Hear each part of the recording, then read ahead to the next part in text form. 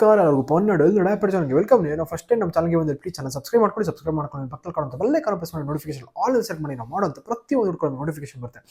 And ತುಂಬ ಜನ ಕೇಳ್ತಾ ಇದ್ರು, ಸೊ ದಟ್ ಅರ್ಬನ್ ಲೈಫ್ ಎಲ್ಲ ಗೌರ್ಮೆಂಟ್ ಪರ್ಮಿಷನ್ಸ್ ಎಲ್ಲ ಕಂಪ್ಲೈಂಟ್ಸ್ ಮಾಡುತ್ತಾ ಅಂತ. ಅಂದರೆ ಇದು ಯಾವಾಗಿಂದ ಇಂಥದ್ದೊಂದು ಡೌಟ್ ಬಂತು ಜನಕ್ಕೆ, ನಂಗೆ ನಿಜ ಕೂಡ ಅರ್ಥ ಆಗಿಲ್ಲ. ಸೊ ಅವ್ರಿಗೋಸ್ಕರನೇ ಈ ವಿಡಿಯೋ. ಆ್ಯಂಡ್ ಯಾರಾದರೂ ಫಸ್ಟ್ ಟೈಮ್ ಚಾನಲ್ಗೆ ಬಂದರೆ ದಯವಿಟ್ಟು ಚಾನಲ್ನ ಸಬ್ಸ್ಕ್ರೈಬ್ ಮಾಡ್ಕೊಳ್ಳಿ. ಆ್ಯಂಡ್ ಚಾನಲ್ನ ಸಬ್ಸ್ಕ್ರೈಬ್ ಮಾಡ್ಕೊಂಡ್ರೆ ನಿಮಗೆ ಈ ಚಾನಲಲ್ಲಿ ತುಂಬ ಅರ್ಬನ್ ಲೈಫ್ ವಿಡಿಯೋಸ್ ಬರ್ತಾ ಇರುತ್ತೆ. ಅಷ್ಟೇ ಅಲ್ಲದೆ ಯಾವ ರೀತಿ ನೀವು ಬಾಡಿನ ಚೆನ್ನಾಗಿ ಇಟ್ಕೊಳ್ಳೋದು ಅಂತ ಒನ್ ಸ್ಟಾಪ್ ಸೊಲ್ಯೂಷನ್ ಈ ವಿಡಿಯೋ. ಆ್ಯಂಡ್ ತುಂಬ ಜನ ಏನು ಮಾಡ್ತಾರೆ ಗೊತ್ತಾ, ಇಂಥದ್ದೊಂದು ಚಾನಲ್ನ ಪ್ರಮೋಟ್ ಮಾಡೋದು ಭಾಳ ಕಷ್ಟ. ಅಂದರೆ ಯಾವುದೋ ಒಂದೇ ಒಂದು ಪ್ರಾಡಕ್ಟ್ಸ್ ಬಗ್ಗೆ ಪ್ರಮೋಟ್ ಮಾಡ್ತಾ ಇರ್ತೀವಿ, ಆರ್ ಎಲ್ಸ್ ಇದರಲ್ಲಿ ನಾಲೆಜ್ ಕೂಡ ಕೊಡ್ತಾ ಇರ್ತೀವಿ. ಬಟ್ ಯಾರು ಕೂಡ ಜನ ಇದ್ರ ಬಗ್ಗೆ ಪ್ರಮೋಟ್ ಮಾಡಲ್ಲ. ಜನಕ್ಕೆ ಏನಂತಂದರೆ ಯಾವಾಗಲೂ ಕೂಡ ಸ್ವಲ್ಪ ಗಾಸಿಪ್ಸ್ ಇರಬೇಕು, ಆ್ಯಂಡ್ ಏನೋ ಒಂದು ಸ್ವಲ್ಪ ಫೆರೋಷಿಯಸ್ ಆಗಿರಬೇಕು, ಏನೋ ಒಂದು ಅಂಥದ್ದಿದ್ರೆ ಫಾಲೋ ಮಾಡ್ತಾರೆ. ಬಟ್ ನಾವಿಲ್ಲಿ ಏನು ಮಾಡ್ತಾ ಇರ್ತೀವಿ, ಕಂಪ್ಲೀಟ್ಲಿ ಆರೋಗ್ಯದ ಬಗ್ಗೆ ಮಾತಾಡ್ತೀವಿ. ಆರೋಗ್ಯದ ಬಗ್ಗೆ ಮಾತಾಡಿ ಜನಕ್ಕೆ ಇಷ್ಟ ಆಗಲ್ಲ. ಆರೋಗ್ಯ ಹೆಂಗೆ ಚೆನ್ನಾಗಿ ಇಟ್ಕೊಳ್ಳೋದು ಅಂತ ಮಾತಾಡ್ತೀವಿ, ಅದ್ರ ಬಗ್ಗೆನೂ ಜನಕ್ಕೆ ಇಷ್ಟ ಆಗಲ್ಲ. ಬಟ್ ಯಾವಾಗ ನಾವು ಗಾಸಿಪ್ಸ್ ಮಾಡ್ತೀವಿ, ಬೇರೆಯವ್ರ ವಿಷಯ ಮಾತಾಡ್ತೀವಿ, ಅಂಥ ಚಾನಲ್ಸ್ಗಂತೂ ತುಂಬ ಚೆನ್ನಾಗಿ ಯೂಸ್ ಹೋಗುತ್ತೆ. ಅಂಥ ಚಾನಲ್ಗಂತೂ ತುಂಬ ಚೆನ್ನಾಗಿ ಸಬ್ಸ್ಕ್ರೈಬರ್ಸ್ ಇರ್ತಾರೆ.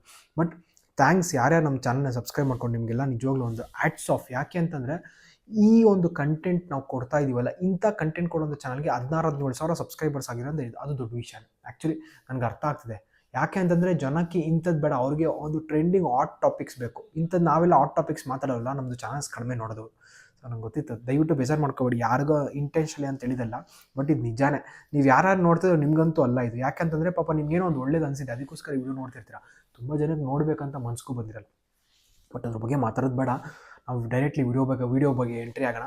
ಸೊ ತುಂಬ ಜನ ಏನಂತ ಕೇಳ್ತಿರು ಅಂತಂದರೆ, ಲೈಕ್ ಏನಿದು ಪ್ರಾಡಕ್ಟ್ಸು ಗೌರ್ಮೆಂಟೆಲ್ಲ ಅಪ್ರೂವಲ್ ತೊಗೊಂಡಿದ್ದೀರಾ, ಈ ಪ್ರಾಡಕ್ಟ್ಸು US ಬ್ಯಾನ್ ಆಗಿದೆ ಅಲ್ಲಿ ಹಂಗೆ ಹಿಂಗೆ ಅಂತ. ನೋಡಿ, ಅರ್ಬನ್ ಲೈಫ್ ಎಲ್ಲ ಪ್ರಾಡಕ್ಟ್ಸ್ ಕೂಡ ಅಷ್ಟೇ ಗೌರ್ಮೆಂಟ್ ಅಪ್ರೂವಲ್ ಪ್ರಾಡಕ್ಟ್ಸ್. ಹೆಂಗಂತ ಕರಿತೀರಾ ಅಂದರೆ, ನಮ್ಮ ಇಂಡಿಯಾದಲ್ಲಿ ಫಾರ್ ಎಕ್ಸಾಂಪಲ್ ನಾವಿರೋದು ಇಂಡಿಯಾದಲ್ಲಿ, ನಮ್ಮ ಇಂಡಿಯಾ ಬಗ್ಗೆ ಮಾತಾಡೋಣ, ಬೇರೆ ದೇಶದ ಬಗ್ಗೆ ಎಲ್ಲ ಬೇಡ. ಯಾಕಂತಂದರೆ ತುಂಬ ಜನ ಕೇಳೋದು ಮಾತಿಗೆ ಮುಂಚೆ US ಬ್ಯಾನ್ ಆಗಿದೆ ಅಂತ.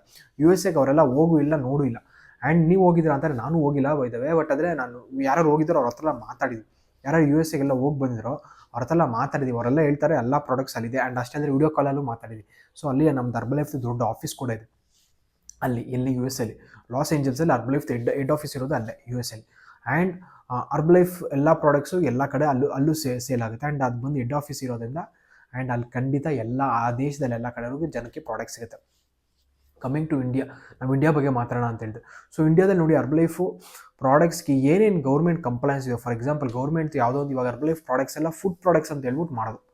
ಅಂದರೆ ಫುಡ್ ಪ್ರಾಡಕ್ಟ್ಸ್ ಅಂತಂದರೆ FSSAಯಿಂದ ಲೈಸೆನ್ಸ್ ತೊಗೊಳೋದಿರುತ್ತೆ. FSSA ಅಂದರೆ food standard and safety authority of India ಅಂತೇಳಿ.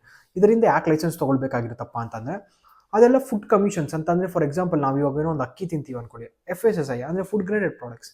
ಜೋಳ ತಿಂತೀರ ಅಂದ್ಕೊಳ್ಳಿ, ಫುಡ್ ಗ್ರೇಡೆಡ್ ಪ್ರಾಡಕ್ಟ್ಸ್. ನೀವು ಮನೆಗೆ ಹಾಕುವಂಥ ಖಾರದ ಪುಡಿ ಪ್ಯಾಕೆಟ್ ಐಟಮ್ಸ್ ಎಲ್ಲ ಬರ್ತಲ್ಲ, ಅದು ಫುಡ್ ಗ್ರೇಡೆಡ್ ಐಟಮ್ಸ್. ಅದೆಲ್ಲ ಕೂಡ FSSAಯಿಂದ ಲೈಸೆನ್ಸ್ ತೊಗೋಬೇಕು. ಅದಕ್ಕೆ ಯೂನಿಕ್ ನಂಬರ್ ಕೊಡ್ತಾರೆ.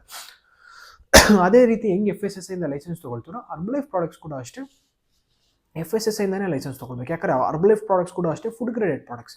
ಸೊ ನಾವು ಇದನ್ನು ತುಂಬ ಜನ ರಾಂಗ್ ಆಗಿ ಮಿಸ್ಕನ್ಸಂಪ್ಷನ್ ಅಂತ ಅಂದ್ಕೊಂಡಿರ್ತಾರೆ. ಈ ಪ್ರಾಡಕ್ಟ್ಸ್ ಎಲ್ಲ ಕಂಪ್ಲೀಟ್ಲಿ ಬಂದ್ಬಿಟ್ಟು ಮೆಡಿಕಲ್ ಪ್ರಾಡಕ್ಟ್ಸ್, ಇದೆಲ್ಲ ಡ್ರಗ್ಸ್ ಪ್ರಾಡಕ್ಟ್ಸ್. ಅದೇ ಡ್ರಗ್ಸ್ ಅಂತಂದರೆ ಮೆಡಿಕಲ್ಸ್ನ ಡ್ರಗ್ಸ್ ಅಂತ ಕರಿತೀವಿ ಸಾಮಾನ್ಯವಾಗಿ. ಆ ರೀತಿಯಾದಂಥ ಒಂದು ಪ್ರಾಡಕ್ಟ್ಸ್ ಅಂತ ಅಂದ್ಕೊಳ್ತೀವಿ. ಖಂಡಿತ ಅದಲ್ಲ, ಇದೆಲ್ಲ ಕೂಡ ಫುಡ್ ಪ್ರಾಡಕ್ಟ್ಸ್. ಫಸ್ಟ್ ಅದನ್ನು ಅರ್ಥ ಮಾಡ್ಕೊಳ್ಬೇಕು ಜನಗಳು. ಇದೆಲ್ಲ ಯಾವ ಥರ ಫುಡ್ ಅಂತ ಅಂದರೆ, ಜನಸಾಮಾನ್ಯರು ತಿನ್ನುವಂಥ ಫುಡ್. ಇದಕ್ಕೆಲ್ಲ ಹೋಗ್ಬಿಟ್ಟು ಮೆಡಿಕಲ್ ಬೋರ್ಡಿಂದ ಲೈಸೆನ್ಸ್ ತೊಗೊಳ್ಳೋ ಅವಶ್ಯಕತೆ ಇಲ್ಲ. ಬಟ್ ಈ ಒಳ್ಳೆ ರೀತಿಯಾದಂಥ ಊಟ ಕೊಡ್ತಿದ್ರೆ ಜನಕ್ಕೆ ಆಟೋಮೆಟಿಕ್ಲಿ ಚೆನ್ನಾಗಿ ಒಳ್ಳೆ ಚೇಂಜಸ್ ಆಗುತ್ತೆ. ಹೆಂಗೆ ಚೇಂಜಸ್ ಆಗುತ್ತೆ ಅಂದರೆ, ಯಾವಾಗ ನೋಡಿ ನಮಗೆ ಒಳ್ಳೇದೊಂದು ಊಟ ಕೊಟ್ಟರೆ ಆಟೋಮೆಟಿಕಲಿ ನಮ್ಮ ಬಾಡಿ ಚೆನ್ನಾಗಾಗುತ್ತೆ. ಅಷ್ಟೇ ತಾನೇ.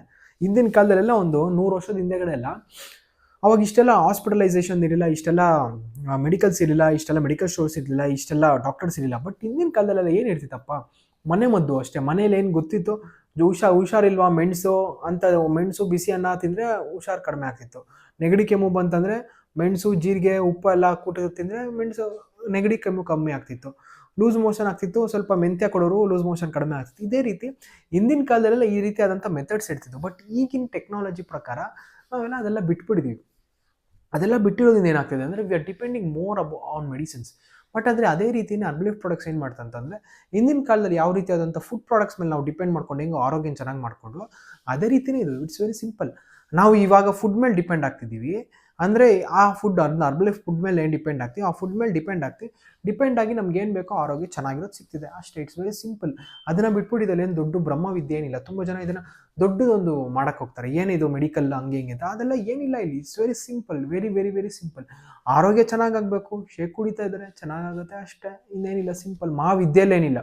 ಆರೋಗ್ಯ ಚೆನ್ನಾಗಾಗಬೇಕಾದ್ರೆ ಕುಡಿತಾರೆ, ಇಲ್ಲ ಅಂದರೆ ಕುಡಿಯಲ್ಲ ಅಷ್ಟೇ.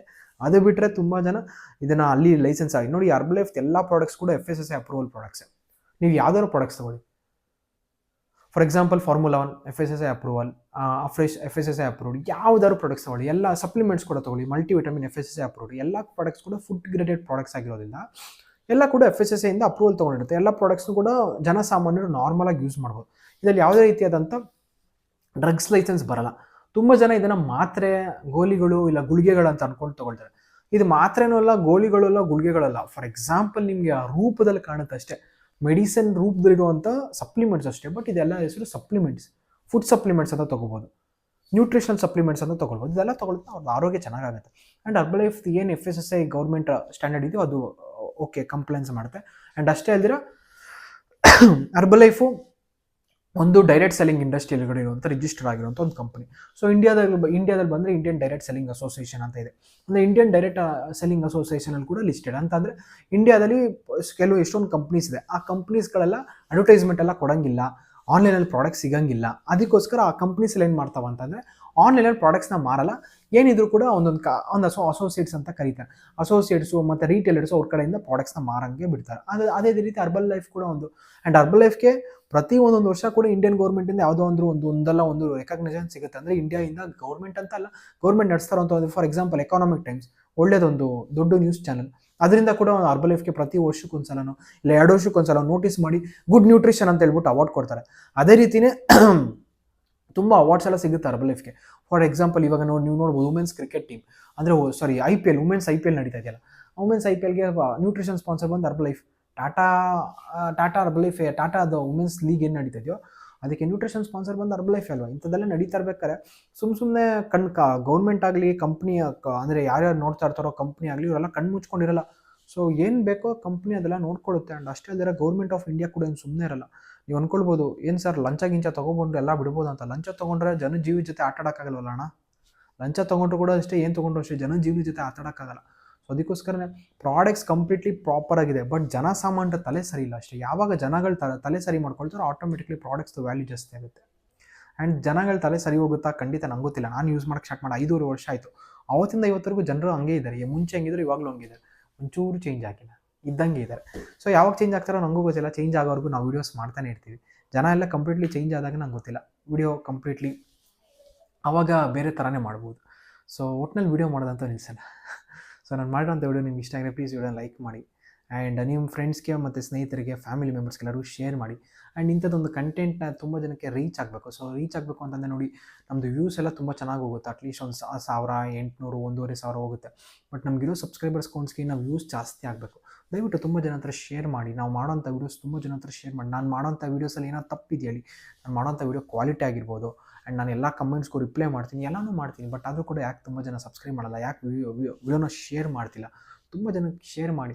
ಸೊ ನೀವು ಒಂದು ಶೇರ್ ಬಟನ್ ಏನು ಓದ್ತಿರೋ ಅದು ನಮಗೆ ಒಂದು ಮೋಟಿವೇಶನ್ ಸಿಗುತ್ತೆ, ಇನ್ನೂ ಹಲವಾರು ವೀಡಿಯೋಸ್ನ ಮಾಡೋಣ ಅಂತ. ದಯವಿಟ್ಟು ಶೇರ್ ಮಾಡಿ ವೀಡಿಯೋಸ್ನ. ಆ್ಯಂಡ್ ನಿಮ್ಗೆ ಅನ್ಸೋ ಥರ ನಾನೇನು ವೆಯ್ಟ್ ಲಾಸ್ ಆಗಿಲ್ವಾ? ಎಲ್ಲನೂ ಚೆನ್ನಾಗಿದೆ ತಾನೆ. ನಾನು ವೆಯ್ಟ್ ಲಾಸ್ ಆಗಿ ತಾನೆ ವೆಯ್ಟ್ ಲಾಸ್ ಬಗ್ಗೆ ಮಾತಾಡ್ತಿದ್ದೀನಿ. ಆ್ಯಂಡ್ ಎಲ್ಲ ಕೂಡ ಪ್ರಾಪರಾಗಿದ್ದಾಗ ದಯವಿಟ್ಟು ತುಂಬ ಜನ ಹತ್ರ ಶೇರ್ ಮಾಡಿ. ಸೊ ನೀವು ಮಾಡೋಂಥ ಶೇರ್ ನಮಗೆ ತುಂಬ ಎಂಕರೇಜ್ ಸಿಗುತ್ತೆ ತುಂಬ ವೀಡಿಯೋಸ್ ಮಾಡೋಕ್ಕೆ. ದಯವಿಟ್ಟು ಮಾಡಿ ಅಂತ ಕೇಳ್ಕೊಳ್ಬೋದು ಅಷ್ಟೇ. ಸೊ ನಿಮ್ಗೆ ಏನಾಗುತ್ತೋ ಇಲ್ಲೋ ನೋಡಿ, ಹಣ ಕಾಸು ಕೊಡಿ ಅಂತ ನಾನು ಯಾರನ್ನೂ ಕೇಳಿಲ್ಲ ಇದುವರೆಗೂ ಕೂಡ. ಅದೇ ನೀವು ಯಾರ್ಯಾರು ವೀಡಿಯೋ ನೋಡ್ತಿದ್ರು, ನೀವು ಒಂದು 10 ರೂಪಾಯಿ ಕೊಡಿ, 5 ರೂಪಾಯಿ ಕೊಡಿ ಅಂತ ಕೇಳಕ್ಕೆ ಬರ್ತಾಯಿಲ್ಲ. ದಯವಿಟ್ಟು ವಿಡಿಯೋನ ಶೇರ್ ಮಾಡಿ. ಅಟ್ಲೀಸ್ಟ್ ಇಬ್ಬರು ನೋಡ್ತಾ ತುಂಬ ಜನ ನೋಡೋಂಗೆ ಸ್ಟಾರ್ಟ್ ಆದರೆ ಸೊ ನಮ್ಗೆ ಅದೇ ಖುಷಿ. ಸೊ ತುಂಬ ಜನ ನೋಡ್ತಿದ್ದಾರಲ್ಲ, ವ್ಯೂವರ್ಸ್ ಇಷ್ಟೊಂದು ಜನ ಇದ್ದಾರಲ್ಲ ಅಂದ್ಬಿಟ್ಟು ಇನ್ನೂ ಹಲವಾರು ವೀಡಿಯೋಸ್ನ ಮಾಡ್ಬೋದು.